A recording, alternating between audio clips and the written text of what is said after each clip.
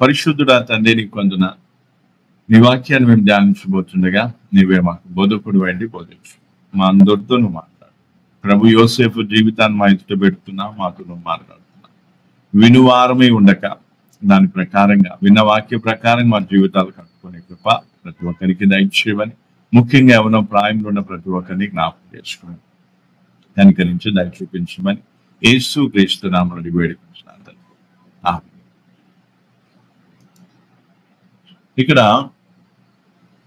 ఇక్కడ మనము యోసేపు జీవితంలో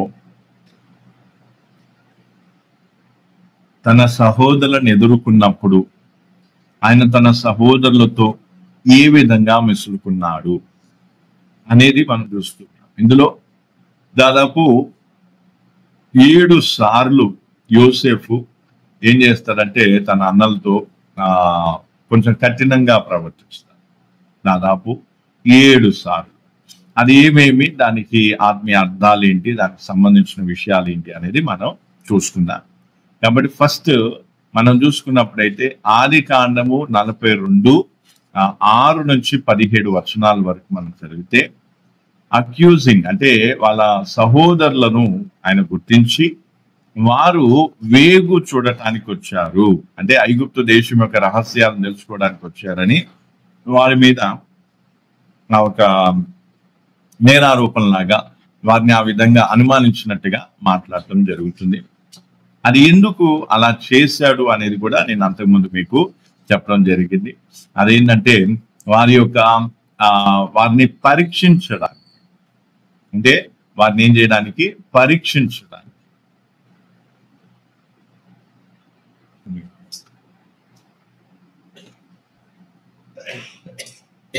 వారిని ఏం చేయడానికి, పరీక్షించడానికి. అది కూడా నేను మీకు చెప్పాను. తర్వాత ఏమంటే అక్కడ కొంతకాలము ఏం చేస్తాడు, వారిని ప్రిజన్ లో, అంటే దాన్ని ఏమంటారు, చెరసాలలో వేయటం జరుగుతుంది. అది కూడా నేను మీకు చెప్పాను.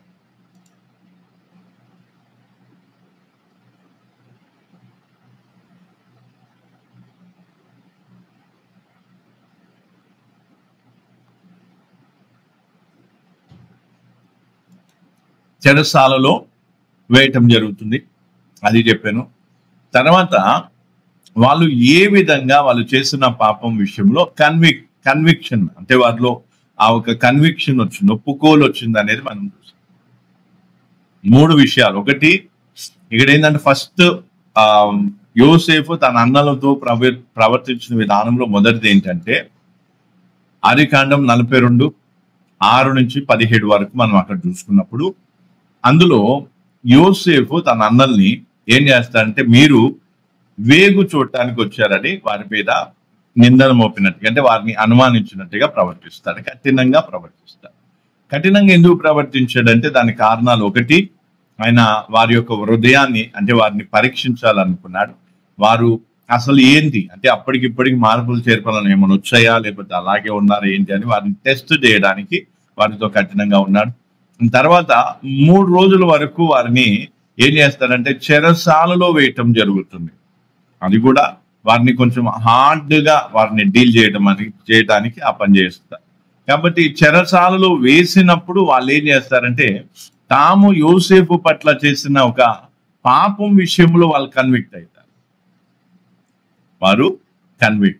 కాబట్టి ఇది నేను అంతకుముందు కూడా మీకు ఏం చేశాను, ఇందులో చెప్పింది ఏంటంటే దేవుడు కొన్నిసార్లు మనతో కఠినంగా ప్రవర్తిస్తాడు, కఠినంగా మాట్లాడటం మీద. అందుకే అక్కడ మనం కఠినంగా మాట్లాడటం, కఠినంగా ప్రవర్తించడం.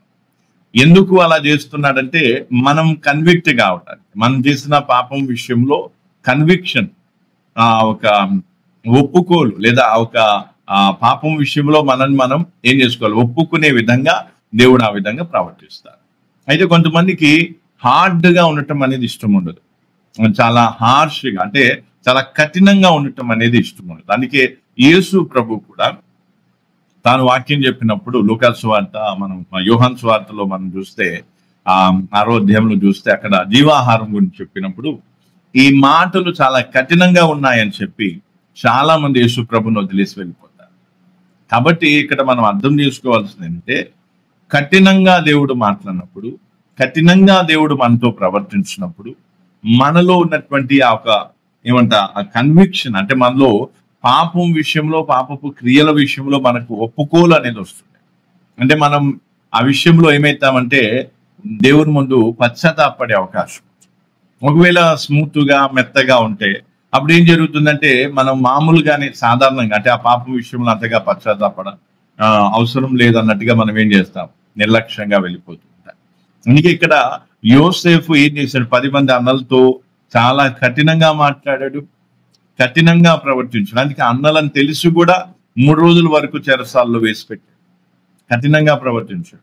ఈ 2 కారణాలను బట్టి మూడోది ఏం జరిగిందంటే, వాళ్ళు యోసేపు పట్ల చేసినటువంటి అన్యాయం, చేసినటువంటి పాపం ఏదైతుందో దాని విషయంలో వాళ్ళు ఒప్పుకుంటున్నారు. అంటే ఆ తప్పును వాళ్ళు జ్ఞాపకం చేసుకొని దాని విషయంలో వాళ్ళు కన్విక్ట్ అవుతున్నట్టుగా మనం చూస్తున్నాం. కాబట్టి అది మీరు దృష్టిలో పెట్టుకోవాలి. ఇది ఫస్ట్ది. ఎందుకంటే మళ్ళీ మీకు ప్రశ్నలు అంటే టైం ఇస్తే మీరు చాలా లాగేస్తూ ఉంటారు, టైం ఎక్కువగా లేదు కాబట్టి. ఇది ఇంతవరకు నేను చెప్పాను. ఇందులో ఏదైనా డౌట్ ఉంటే తర్వాత మనం ఎప్పుడైనా కలుసుకున్నప్పుడు, లేదా మళ్ళీ ఈసారి ఎప్పుడైనా యూత్ మీటింగ్ లో టైం ఇచ్చినప్పుడు మీరు అడగచ్చు. అది ఫస్ట్ విషయం. నేను అది చాలా క్లుప్తంగా వివరంగా మీకు ఏం చేశాను, ఎక్స్ప్లెయిన్ చేశాను.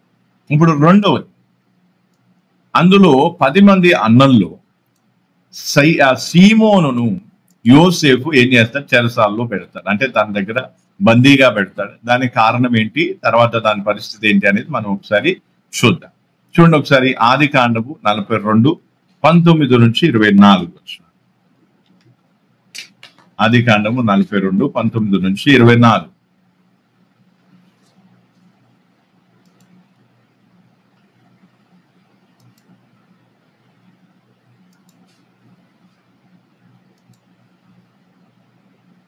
ఆదికాండము 42:19-24.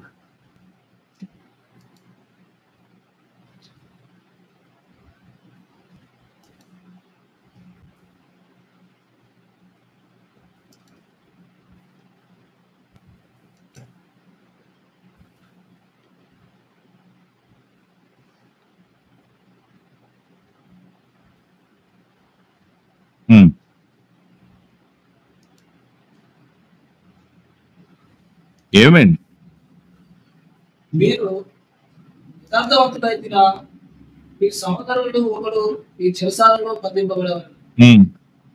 మీరు వెళ్ళి మీ కుటుంబంలో తీరుటకు ధాన్యాలు తీసుకొని పోండి, మీ తమ్ముడు నా ఎద్దకు తీసుకుని రండి, అప్పుడు మీ మాటలు సత్యమైనట్టు కనబడును కనుక మీరు చావాలని చెప్పారు. వారంతా చేసి అప్పుడు వారు నిశ్చయముగా మన సహోదరుని కనుక మనం చేసిన అపరాధకు శిక్ష పొందుతున్నాము. అతడు మనలను పనిమారుకున్నప్పుడు మనం అతని వేదన చూసి ఇక తప్పొద్దు. అందువల్ల ఈ వేదన మనకు వచ్చినని ఒకరితో ఒకరు మాట్లాడుకుంది. మరియు రూపాయలు చిన్నవాడి ఏదైనా పాపం చేయకూడని నేను మీతో చెప్పలేదా? అయినను మీరు విడరైతే గనుక అతని రక్తాపరాధం మన మీద మనుషులని వారికి ఉత్తరం ఇచ్చారు. అయితే విభాషి వారి మధ్య ఉండదు కనుక తన మాట యోసేపు గ్రహించడని వారు తెలుసుకోలేదు. అతడు వారి యుద్ధ నుండి అవతలకు పోయి వచ్చి మరలా వారి యుద్ధకు వచ్చి వారితో మాట్లాడి వారిలో సిమియోనును పట్టుకొని వారి కన్నుల ఎదుట అతను బంధించాడు. సిమియోనును పట్టుకొని అతను ఏమంట తీసుకెళ్లి ఎవరిని బంధించాడు? సిమియోనుని తీసుకెళ్లి బంధించాడు. 24 అయిపోయిందా? 24లో మనం కంప్లీట్ గా చూస్తే సిమియోనుని ఏం చేశాడు? తీసుకెళ్లి బంధించాడు. దానికి కారణం ఏంటి అనేది ఇక్కడ మనం చూసుకున్నాం. సిమియోను తీసుకెళ్లి వారి కన్నుల ఎదుట ఏం చేశాడు? బంధించడం అనేది జరిగింది. అందులో మెయిన్ థింగ్ ఏంటంటే ఇక్కడ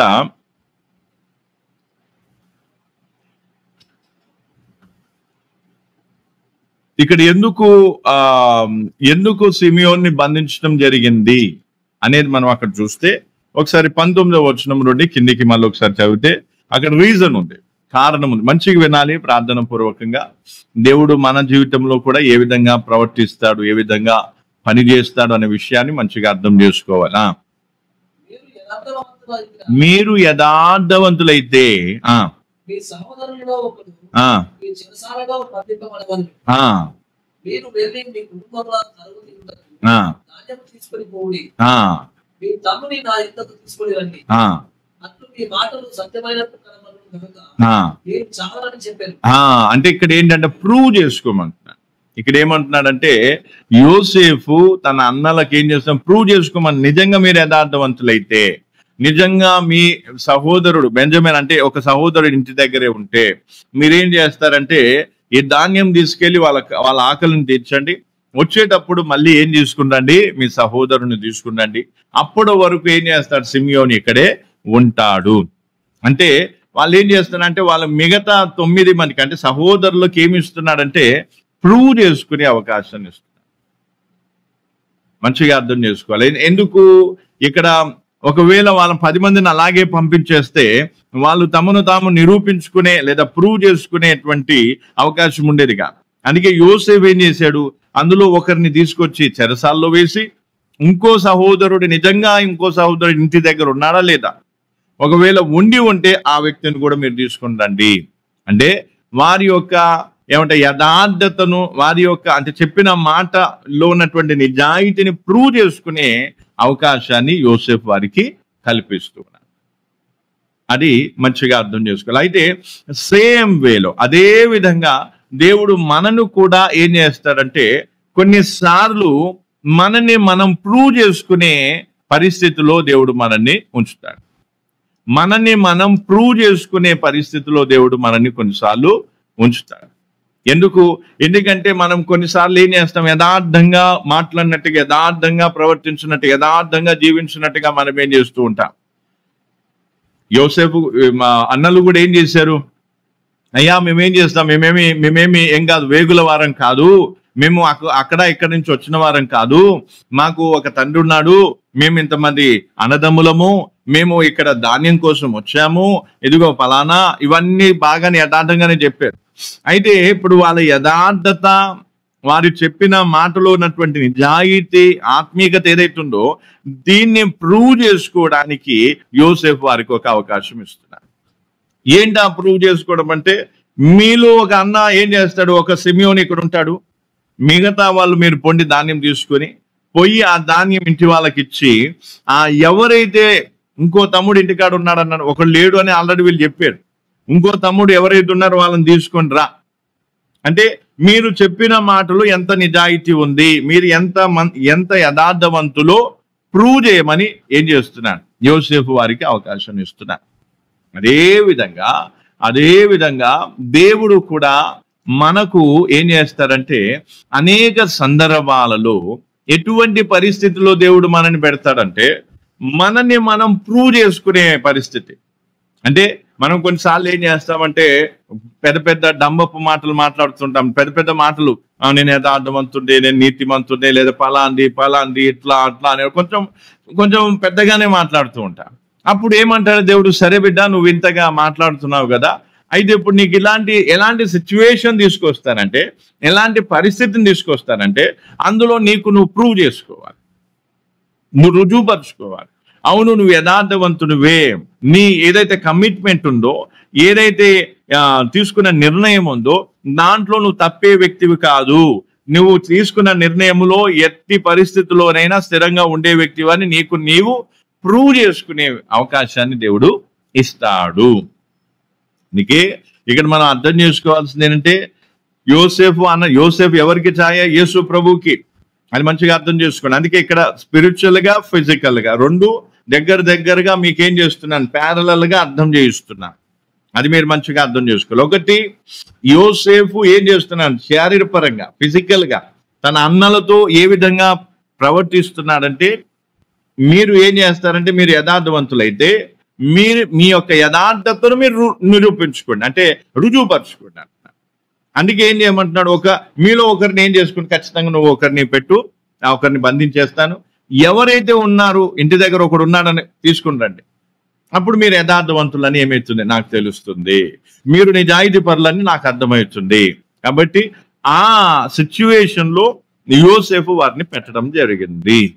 అయితే అలాగే దేవుడు మనం కొన్నిసార్లు ప్రార్థనలో పెద్ద పెద్ద మాటలు మాట్లాడుతూ ఉంటాం, పాస్టర్ ముందు పెద్ద పెద్ద మాటలు మాట్లాడుతూ ఉంటా, సంఘంలో విశ్వాసుల ముందు కూడా పెద్ద పెద్ద మాటలు మాట్లాడుతూ ఉంటా. అంటే మనం ఏదో యథార్థవంతులంగా అమాయకులంగా మనకి ఏమీ తెలియదు, మనం అంతా ఇది ఇది అది అట్లా పెద్ద పెద్ద, అది వాస్తవానికి నిజంగా యథార్థవంతులా కాదా అనేది వారు ప్రూవ్ చేసుకున్న దాన్ని బట్టి ఏమైతుంది. అందుకే దేవుడు ఎటువంటి సిచ్యువేషన్లో ఎటువంటి పరిస్థితుల్లోనికి మనల్ని తీసుకెళ్తారంటే అప్పుడు మనల్ని మనం నిరూపించుకునేటువంటి రుజువుపరుచుకునేటువంటి అవకాశం వస్తుంది. అయితే ఎవరైతే యథార్థవంతులుగా ఉండక వేషధారులై కపటులై ఉంటారో వాళ్ళు ఏమైపోతారంటే రుజువుపరుచుకునే సమయంలో వీళ్ళు డొల్ల అయిపోతే వాళ్ళు ఏమైపోతారంటే కొట్టుకుపోతారు. వాళ్ళు ఏమి ఉండదు, ఎందుకంటే లోపల ఏమో యథార్థత ఉంటే కదా. వాళ్ళు ఏం చేస్తారు, పై పైన వేషధారణ చేస్తారు. అందుకే అక్కడ వేషధారణ చేయటం వల్ల ఏమైతుంది, ఈ రోజు ఎంత వేషం వేసుకొని ఎన్ని మాటలు మాట్లాడినా ఏదో ఒక రోజు అంటే నువ్వు తీసుకున్న కమిట్మెంట్, నువ్వు తీసుకున్న సమర్పణ, నువ్వు చేసుకునేటువంటి నిర్ణయం ఏదైతే ఉందో దాన్ని ప్రూవ్ చేసుకునే సమయం వచ్చినప్పుడు నీలో ఏదైనా ఉంటే నువ్వు నిలబడతా, లేకపోతే నువ్వు నిలబడలేవు, నువ్వు కొట్టుకుపోతా. అందుకే మనం ఏదైనా నిర్ణయం తీసుకునేటప్పుడు గుర్తుపెట్టుకోవాలి, ఏదైనా మనం అనుకున్నప్పుడు కొంతమంది ఏమంటే నేను అనుకున్నాను అనుకుంటే అయిపోదు. సమయం వచ్చినప్పుడు ప్రతికూల పరిస్థితులు వచ్చినప్పుడు ప్రూవ్ చేసుకోవాలి, నిరూపించుకోవాలి. అవును, నాలో యథార్థత ఉంది, నేను ఏం కావాలి, యథార్థతతో నేను ఈ నిర్ణయం తీసుకున్నాను, ఖచ్చితంగా ఈ విధమైన సమర్పణ నేను చేసుకున్నాను, ఏది ఏమైనా సరే నేను ఈ సమర్పణలో నిలబడతాను అని ఎటువంటి సిచ్యువేషన్ వచ్చినా, ఎటువంటి వ్యతిరేక ప్రతికూల పరిస్థితులు వచ్చినా నిలబడతారు చూడండి. అప్పుడు దేవుడు మెప్పు పొందుతారు. అప్పుడు దేవుడు అంటే ఓకే వీళ్ళు యథార్థత ఉంది. అప్పుడు దేవుడు యథార్థవంతులను బట్టి దేవుడు సంతోషించినట్టుగా ఇలాంటి వారిని బట్టి దేవుడు సంతోషిస్తాడు. కాబట్టి ఈరోజు మనం కూడా ఏం చేయాలి, మంచిగా అర్థం చేసుకోవాలి. ఫస్ట్ మనం ఏదైనా నిర్ణయం కొన్నిసార్లు కొన్ని పరిస్థితులను బట్టి ఆవేశంతో నిర్ణయాలు తీసేసుకుంటారు కొంతమంది. నేను ఇట్లా ఎన్నెన్నో. అయితే దాన్ని ప్రూవ్ చేసుకునే పరిస్థితికి వచ్చేసరికి వెంటనే వీళ్ళు ప్లేట్ ఫిరాయించేస్తారు, వెంటనే వీళ్ళు మాటలు మార్చేస్తారు. లేదు నేను అట్లా అనుకున్నాను కానీ నేను అట్లా చేద్దాం అనుకోలేదు, లేదా నేను నిర్ణయం పూర్తిగా తీసుకోలేదు, లేదా నేను పూర్తిగా ఏం కాలేదు పక్కా చేసుకోలేదు, ఏదో మొత్తానికి ఏదో ప్లేట్ ఫిరాయించేస్తారు. ఎందుకంటే వాళ్ళ యథార్థత లేదు. వాళ్ళు కపటులై వేషధారులై ఏం చేస్తున్నారు, ఏదో తమ ఆత్మీయత అంటే మేము ఆత్మీకులము, మేము యథార్థవంతులము, మేము ఫలానా అని చూపించుకోవడానికి చేస్తున్నట్టున్నది. కాబట్టి నిజంగా యథార్థత ఉంటే వాళ్ళు ఏం చేస్తారు, ప్రతికూల పరిస్థితి వచ్చినప్పుడు ఖచ్చితంగా ఏం చేస్తారు, ఖచ్చితంగా నిలబడతారు. అందుకే దేవుడు దాన్ని ప్రూవ్ చేయమంటారు, అందుకే దేవుడు పరీక్షిస్తాడు. అందుకే వాక్యం నీతిమంతులను దేవుడు ఏం చేస్తాడంట, పరీక్షిస్తాడు. అలాగే దేవుడు మనల్ని కూడా ఎటువంటి ఒక సిచ్యువేషన్ తీసుకొస్తాడు, ఒక పరిస్థితిని తీసుకొస్తాడు. ఆ పరిస్థితిలో మనల్ని మనం నిరూపించుకునేటువంటి పరిస్థితి, సమయము, అప్రూవ్ చేసుకునే సమయం వచ్చినప్పుడు నువ్వేం చేయాలి. అందుకే ఇప్పుడు ఉదాహరణకి మనం చూసినట్లయితే యేసు ప్రభు సిలువ వేయబడుతున్న సందర్భంలో వాళ్ళు ఏమనుకున్నారు, పెద్ద పెద్ద మాటలు చెప్పారు. పేతురు అయితే ఏమన్నా నీతో నేను చావనేం చేస్తాను కానీ నేను మాత్రం ఏం చేయను. మాట ఏమంటుంది, నేను చేస్తాను అంటున్నాడు. కానీ సందర్భం పరిస్థితి ప్రతికూలించినప్పుడు ప్రాణాల మీదకి వచ్చినప్పుడు లేదా ప్రమాదకరమైన పరిస్థితులు వచ్చినప్పుడు వెంటనే నేనేం చేశాడు, పారిపోయాడు. అలాగే చాలా మంది యథార్థంగా ఉన్న వాళ్ళు ఏం చేస్తారు, యథార్థతతో తీసుకున్న నిర్ణయం ఏదైతే ఉందో ఆ నిర్ణయాన్ని, ఆ సమర్పణను ఎలాంటి పరిస్థితులు వచ్చినా సరే వీళ్ళు అలాగే నిలబడతారు. అది యథార్థవంతుల యొక్క లేదా స్వచ్ఛ అంటే నిజాయితీ పరులు, హృదయంతరంగము నుంచి దాన్ని ఏమంటారు, దాన్ని ఏమంటారు, ప్యూర్ హార్ట్ తో తీసుకున్నటువంటి సమర్పణను అలాంటి వాళ్ళు నిలబడతారు. అందుకే మళ్ళీ మనం అపోస్తులైన పౌలుని చూసిన, అపోస్తులైన పౌలు పరిస్థితి చూస్తే అపోస్తులైన పౌలు పరిస్థితి ఏంటిది, ఆయన చెరసాల్లో వేయబడితే ఆయనతో దేమా కూడా ఉన్నాడు, ఆయనతో తిమోతి కూడా ఉన్నాడు. తిమోతి ఏమో యథార్థంగా పౌలుని వెంబడించాడు, పౌలుతో సహకారిగా ఉన్నాడు, పౌలుతో సేవలో ముందుకు సాగి. అలాగే దేమా కూడా పౌలుతో సేవలో ఉన్నా కూడా ఆ పరిస్థితి, ఆ కఠినమైన పరిస్థితిలో దేమా ఏం చేశాడు? లోకాన్ని ప్రేమించి వెళ్ళిపోయాడు. అలాగే మనం చాలా మన చుట్టూ ఎంతో మంది ఉంటూ ఉంటారు. వాళ్ళెవరూ కూడా వెంటనే ఏమంటాం, చెప్పిన మాట మీద నిలబడతారా లేదా అనేది ఎప్పుడు తెలుస్తుంది? వాళ్ళు తీసుకున్న నిర్ణయం మీద నిలబడతారా లేదా అనేది ఎప్పుడు తెలుస్తుంది? ప్రతికూల పరిస్థితులు వచ్చినప్పుడు, విరోధమైన పరిస్థితులు వచ్చినప్పుడు, అప్పుడు నిలబడే ఏమంటారు, అందుకే సిచ్యువేషన్స్ వచ్చినప్పుడే తెలుస్తుంది మనం తీసుకున్న సమర్పణ ఎంత గొప్పది, మనం చేసుకున్న సమర్పణ ఎంత గొప్పది. తర్వాత మనము ఏ విధంగా మనం ఏం చేస్తాం, ఏ విధంగా మనము ప్రవర్తిస్తాము అనేది మనం దాన్ని బట్టి తెలుసు. కాబట్టి ప్రియులారు, ఈరోజు మనం అర్థం చేసుకోవాల్సింది ఏంటంటే, దేవుడు మనల్ని ఏం చేస్తాడు? మనం అనే మాటలు దేవుడు వింటాడు. ఆ మాటలను బట్టి మనం తీసుకున్న సమర్పణ దేవుడు చూస్తాడు. అయితే వీరికి నిజంగా యథార్థత ఉందా లేదా, యథార్థ పరులా కాదా, లేదా వీళ్ళు వేషధారణ చేస్తున్నారా అని దేవుడు టెస్ట్ చేయడానికి, లేదా ఆ విధంగా ఆ విషయాలు తేటపరచడానికి దేవుడు ఏం చేస్తారంటే, ఒక సిచ్యువేషన్ ఎలాంటి పరిస్థితి తీసుకొస్తారంటే, నిన్ను నిరూపించుకునే పరిస్థితి వస్తుంది, నిన్ను ప్రూవ్ పరిస్థితి వస్తుంది.